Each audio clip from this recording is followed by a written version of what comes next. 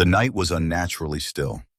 No wind, no rustle of leaves, just the heavy breath of a countryside that seemed to be holding its lungs in terror. Then, a scream, it cut through the Virginia darkness like a knife through flesh.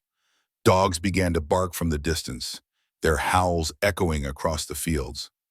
Somewhere a baby wailed, and then silence again. An awful silence that made the heart race harder than any sound. People would later swear the moon looked wrong that night. It hung low and red, swollen like a wound in the sky. And to many, that crimson light was no ordinary moon.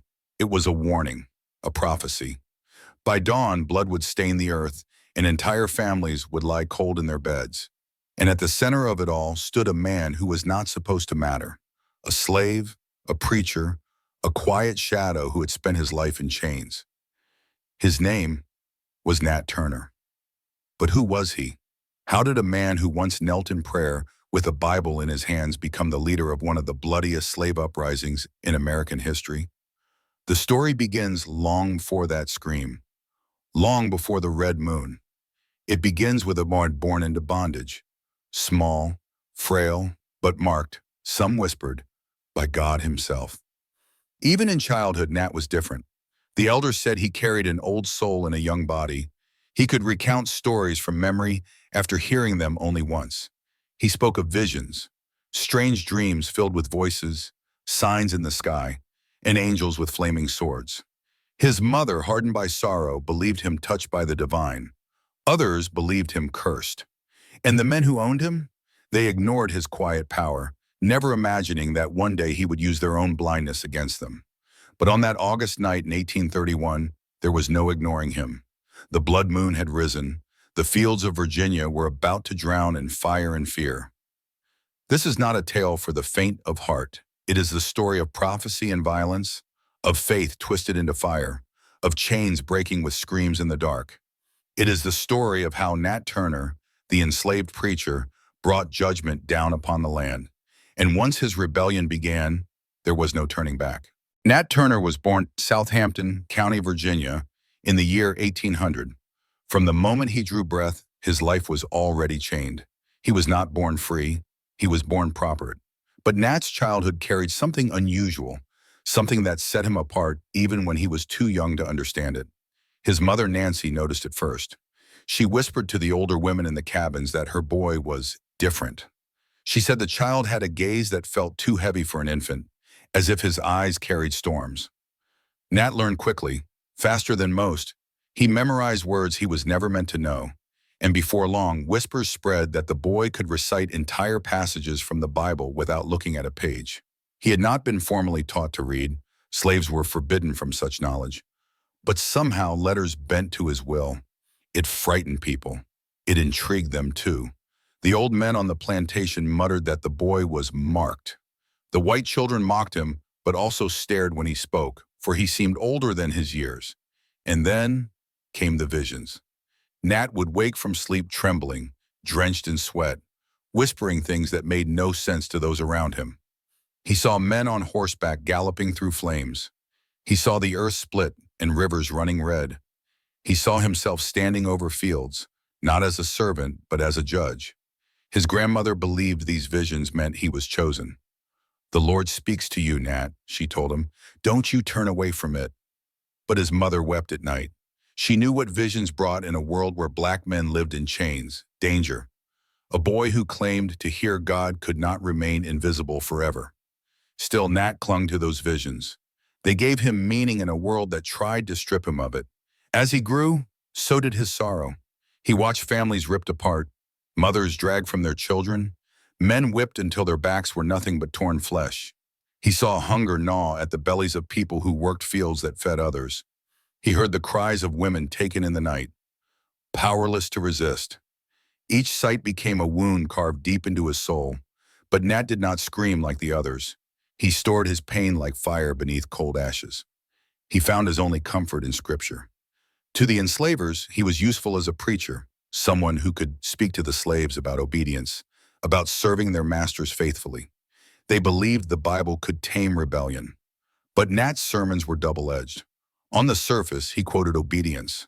Beneath, he spoke of Moses and deliverance, of chains being broken, of God punishing Pharaoh. His people understood the hidden meaning, and in their hearts, hope flickered. Hope and fear, because everyone knew what happened to those who dared whisper of freedom. By his teenage years, Nat was no longer just a boy with visions. He was a man who carried destiny in his voice. The enslaved listened when he spoke. The white masters smiled at their obedient preacher, never realizing his words were planting seeds they could not see. But Nat himself was torn. Were his visions truly divine, or were they madness? Was he meant to suffer quietly like Christ, or to rise up like Joshua and bring the sword? These questions haunted him through every long day in the fields and every sleepless night. And then, one vision returned again and again, clearer than all the rest. A vision of the sky darkening, the sun blotting out, and the moon dripping with blood. It was no longer just a dream, it was a prophecy. And one day, Nat knew it would come to pass. By the time Nat reached manhood, the world around him had already decided what he was meant to be. A body for labor, a pair of hands to harvest cotton and corn, a voice that was supposed to stay silent. But Nat Turner's voice was not silent. It rang out in hymns, in scripture, in prayers whispered beneath the crackle of the overseer's whip. The enslavers saw him as useful, a man who could speak the words of the Bible to keep other slaves docile. They handed him their book and expected obedience. What they didn't know was that Nat had learned to see beyond their words. When he stood before the enslaved and on Sunday mornings, his voice trembled with a fire they could feel in their bones. He read aloud verses chosen by the masters, verses meant to tame. Servants, obey your masters. But Nat's eyes burned with something hidden, and his tongue bent the words in ways the masters could not hear. For in the same book he found stories of Moses defying Pharaoh, of Joshua leading warriors, of David striking down giants. To the enslaved, his sermons carried secret meaning. His voice said patience, but his eyes said soon. His lips spoke obedience, but his tone promised deliverance. Nat's reputation spread. He was not just a preacher, he was a prophet. And then came the signs. A storm that split the sky with lightning so violent it set trees aflame. A comet streaking across the heavens. The strange alignment of stars. Nat read them all as messages from God, but none struck him harder than the solar eclipse of 1831. The sky darkened, the world turned to shadow in midday, and the sun seemed swallowed by darkness. To the enslavers, it was an odd curiosity. To Nat Turner, it was revelation. He believed it was God's signal that the appointed time had come, that the angel with the flaming sword from his childhood visions was no longer a dream, it was command. But revelation comes with fear. Nat walked a razor's edge. Every day he still worked in fields under the hot Virginia sun. He still bowed his head when ordered. He still carried the weight of chains, literal and invisible. And yet, within him, something was shifting. Each lash of the whip he witnessed, each cry of a mother mourning her stolen child, each laugh of a drunken master became fuel. The enslavers looked at Nat and saw a quiet, obedient preacher.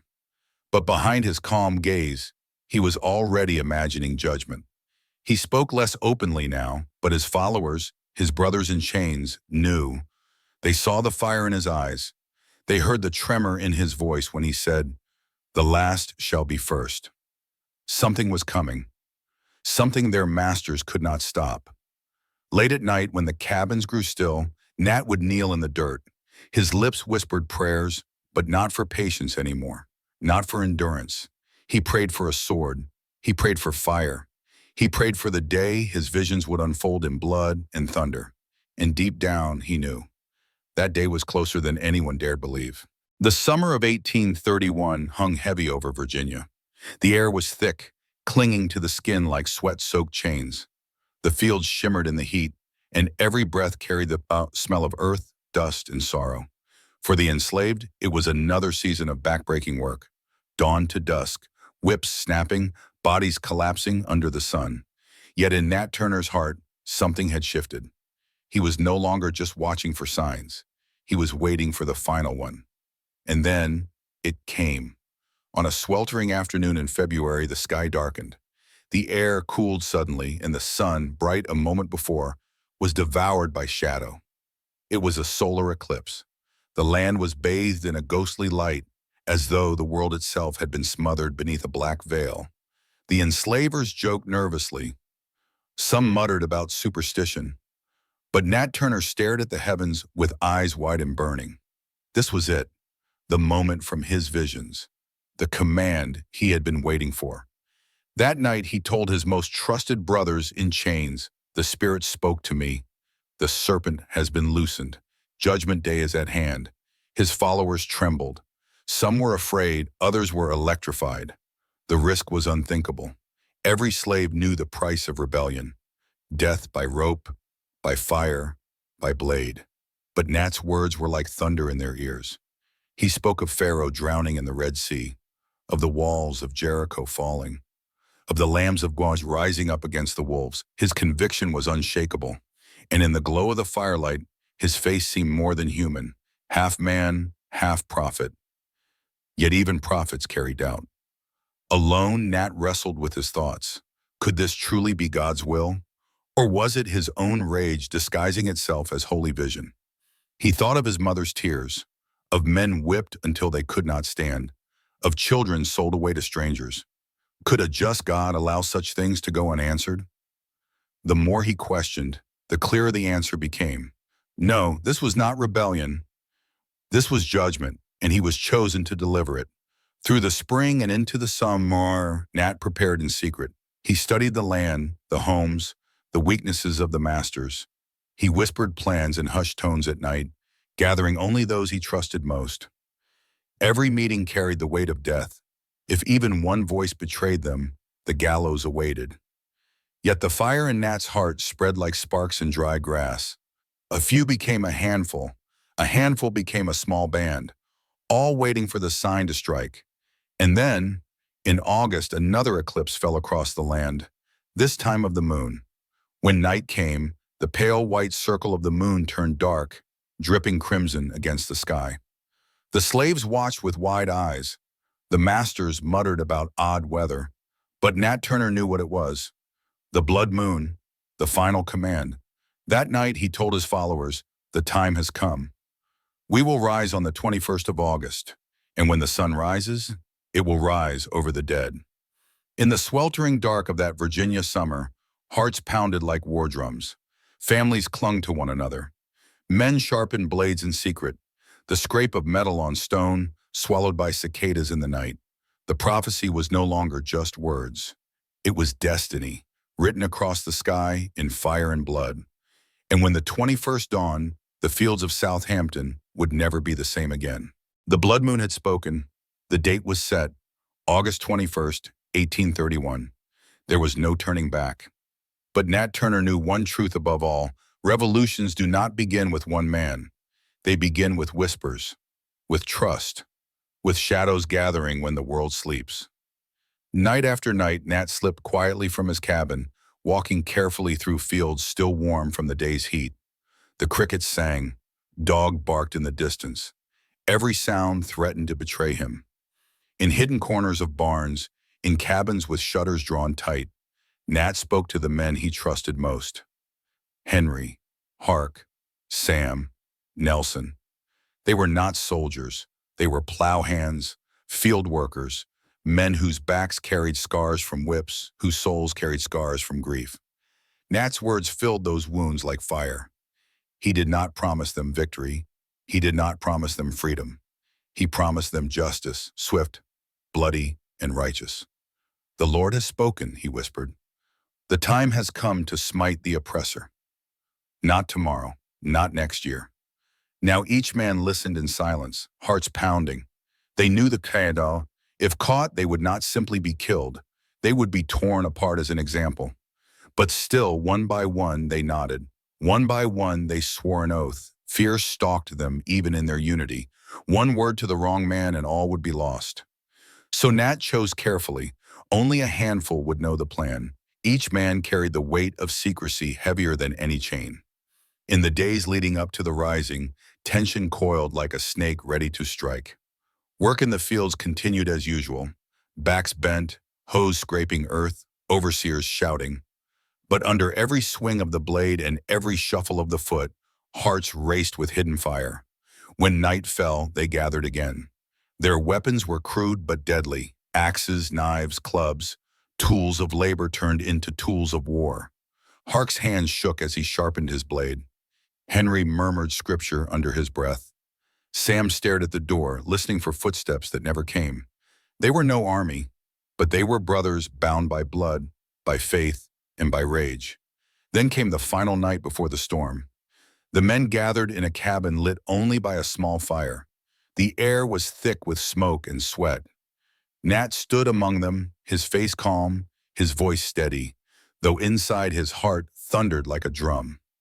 "Tomorrow we rise," he said. "Tomorrow the angel of death passes over this land, and the cries of our people will be answered. Remember, this is not our will. This is the Lord's. We are his sword." Silence fell. No man moved. Then one after another they placed their hands in Nat's. The pact was sealed. When they left the cabin, the night seemed too quiet, as though the world itself was holding its breath. By the next sundown, that silence would shatter, and the first blow would fall. August 21st, 1831. The air was thick, heavy with the smell of ripening corn and damp earth. The sun had set, leaving Southampton County draped in shadows. Dogs barked faintly in the distance. Somewhere a whip-poor-will called. Inside a quiet cabin, Nat Turner and his chosen men knelt together in prayer. Their heads were bowed, their lips moving in whispers, but their hands clutched axes, hatchets, and knives. The tools of field labor had become instruments of war. Nat's voice was steady, though his chest heaved with the weight of the moment. "The time has come. Tonight Pharaoh's house falls." The men rose in silence, their faces pale, their eyes wide. Fear walked with them, but so did conviction. They moved first to the Travis household, Nat's master's home. The house was silent, the family asleep. The men slipped inside. A candle flickered, shadows swaying on the walls, and then the first blow fell. A muffled cry. A body struck down in its bed. The stillness shattered. Dogs barked. Horses stirred. The air seemed to split with violence. When it was done, the men stepped back into the night, their blades wet, their hearts pounding. Nat Turner's rebellion had begun. From there, they moved swiftly, farm to farm, plantation to plantation. The enslaved whispered to one another in the dark, "The time has come." Some joined immediately, taking up whatever weapon they could find.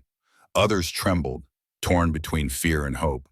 The numbers grew with each strike, from a handful of men to dozens.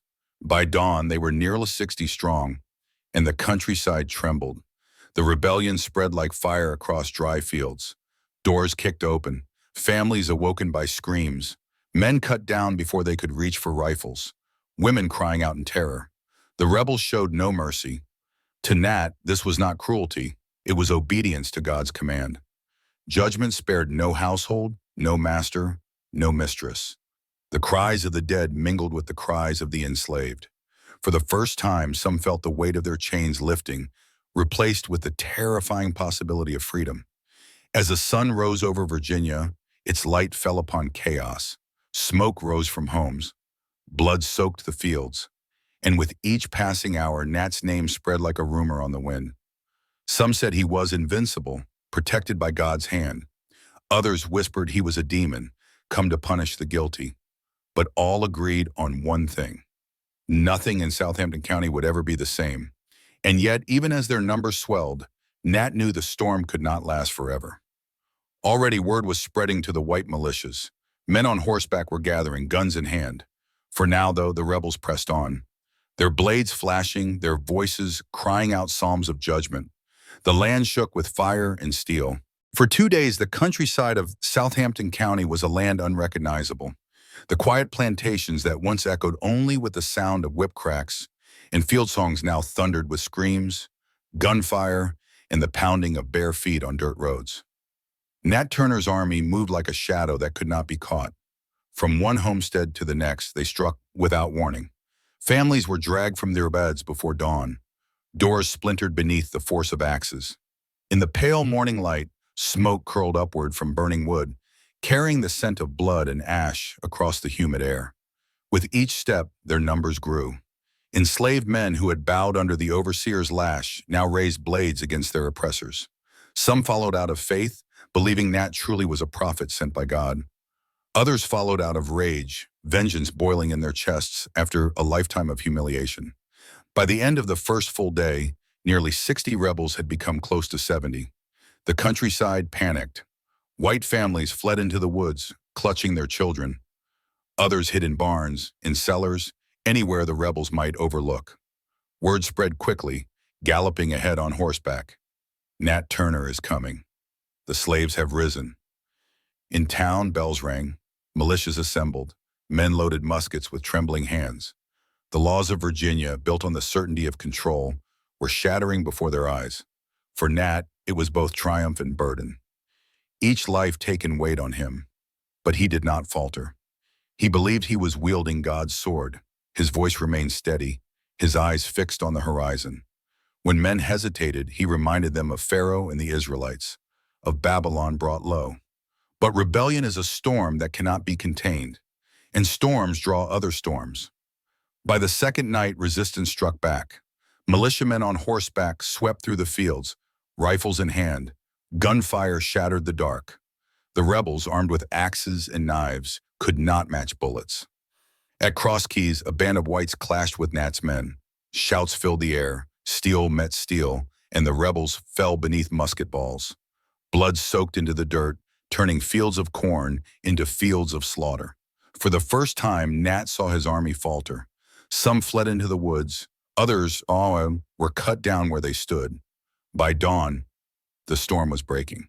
The rebellion that had seemed unstoppable was now fractured, its men scattered. Still, Nat pressed on, refusing to accept defeat. He believed God's plan was not yet finished. He and a handful of survivors moved deeper into the swamps and forests, trying to strike again. But Virginia was no longer paralyzed with fear. It was burning with vengeance. Militias swarmed the land, hundreds strong. Enslaved men, women, even children suspected of aiding the rebellion were slaughtered. Homes were raided. Nooses swung from trees. The rebellion had unleashed not just hope, but fury. And Nat Turner, the man who had begun it all, was now the most hunted figure in Virginia. The storm had broken, and now, the hunt began. The fields of Southampton County grew quiet again, but it was the silence of death. Ashes floated in the air where houses once stood. The smell of burnt wood mixed with the copper tang of blood. The rebellion, which had once burned like wildfire, now smoldered in dying embers. Nat Turner fled into the swamps. With only a handful of loyal men left, he moved under the cover of night, wading through thick mud and tangled reeds. The cypress trees loomed like watchmen, their moss-draped branches hiding his path. Mosquitoes swarmed, and the air was heavy with the stink of stagnant water. For weeks, Nat hid in hollowed-out tree trunks, caves, and the abandoned dens of animals. By day, he lay still, praying in whispers. By night, he crept out to search for scraps of food, corn left in fields, apples fallen from trees, water gathered in muddy pools. The militia scoured the land. Hundreds of men searched every barn, every cabin, every thicket. Bloodhounds howled through the night. Rewards were posted on every town wall. Capture Nat Turner, dead or alive. Those suspected of helping him paid the price. Some enslaved families were whipped until flesh tore from bone. Others were hanged in silence, their bodies left swinging as warnings. The rebellion was over, but the terror had only just begun. Nat's followers were hunted one by one. Some were captured alive, dragged in chains to face trial. Others were gunned down in the woods, their bodies dumped in shallow, muddy graves. One by one, the men who had believed in him were silenced. And still Nat survived. His faith did not waver. He told himself that God's plan was greater than the suffering, that his visions had not been lies. In the stillness of the swamp, he prayed for deliverance. But hunger gnawed at him. Loneliness pressed in. His visions grew darker. The angels of light that once spoke of victory now whispered of judgment and sacrifice. At last, betrayal found him. A man named Benjamin Phipps spotted movement in the woods one October morning. Following quietly, he discovered Nat hiding beneath a pile of brush, his body weak from starvation, his clothes tattered, his eyes hollow but burning. There would be no final battle, no fiery end. Nat Turner was dragged from the swamp in chains, his rebellion reduced to memory, his fate sealed by betrayal. But the story was not yet over. For when Nat Turner stood trial, his words and his confessions would ignite something even greater than his rebellion. The courthouse in Jerusalem, Virginia was packed. Planters, soldiers, townsfolk, everyone wanted to see the man who had dared to rise against the world of slavery. Chains rattled as Nat Turner was led inside. His body was frail, his clothes ragged, but his face was calm. Some expected him to tremble, others expected him to beg. Instead, he lifted his head and met the crowd's eyes with a strange serenity. The trial was swift. The judge recited the charges: insurrection, murder, treason. Each word carried the weight of death. Witnesses described the killings in cold detail: the axes, the screams, the fire. Nat listened, silent, as if their words were distant echoes. But when asked to speak, he did not deny what he had done. He told them of visions, of voices, of a prophecy that could not be ignored. "I heard a loud noise in the heavens," Nat said. "The Spirit spoke to me, saying that the last shall be first, and the first shall be last. The serpent was loosened, and Christ had laid down the yoke. Was I not commanded to act?" The court murmured in unease. Some called him mad. Others saw something terrifying in his conviction. A lawyer named Thomas Gray recorded Nat's words. He questioned him, pressing for details. Nat answered without fear, explaining how every sign in the sky, every vision of blood and judgment, had driven him to revolt. "Do you not understand?" he said. "I was chosen. I did only what was revealed to me. God's hand moved, and I was his servant." Gray would later publish these words in a pamphlet called The Confessions of Nat Turner. It would spread far beyond Virginia, turning Nat into both legend and warning. The sentence was inevitable: death by hanging. Yet Nat Turner did not beg for mercy. He did not curse his captors. He simply bowed his head, lips moving in silent prayer. To some, he looked like a broken man. To others, he looked like a prophet, ready to meet his God. But the true ending, the one that would haunt America, was still to come: the day of his execution. November 11th, 1831. The gallows stood waiting in Jerusalem, Virginia. Cold winds swept through the town as crowds gathered. White planters, enslaved men and women forced to watch, soldiers gripping their rifles. The air buzzed with tension, with vengeance, with fear. Nat Turner was led forward in chains, thin, weary yet unshaken. His steps were slow, but his face was calm, as though he already stood in another world. Some expected a fiery outburst. Others prayed for him to cry for mercy. But Nat said nothing. His silence was louder than screams. The rope was placed around his neck. The crowd jeered, some cursed. Others whispered that they could feel a chill, as if death itself had descended upon the square.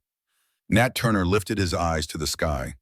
For a moment he seemed far away, listening to voices only he could hear, perhaps the same voices that had led him to rebellion. And then, the trapdoor fell. The rope snapped tight. The man who had defied the world of slavery hung lifeless, his body swaying in the cold November air. But death did not silence him. His confessions spread across America, filling newspapers and pamphlets. To enslavers, he was a monster to be feared, a warning of what could happen if the enslaved were ever allowed to dream of freedom. But to the enslaved, to abolitionists, to the oppressed, he became something else: a prophet, a martyr, a shadow that would never fade. In the decades that followed, Nat Turner's name was whispered in slave cabins and shouted in abolitionist halls. His rebellion, though crushed, had shaken the very foundations of slavery. It proved that chains could be broken, that even the most powerless could strike terror into the mighty. And though his body was gone, his spirit lived on.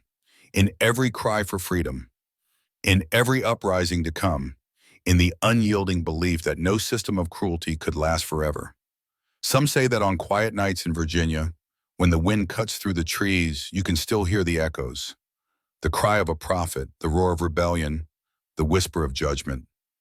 Nat Turner did not win in life, but in death, he became eternal. If this story moved you, share it. Comment what you think. Was Nat Turner a madman or a prophet who saw the truth too soon? History remembers him both ways, but one thing is certain.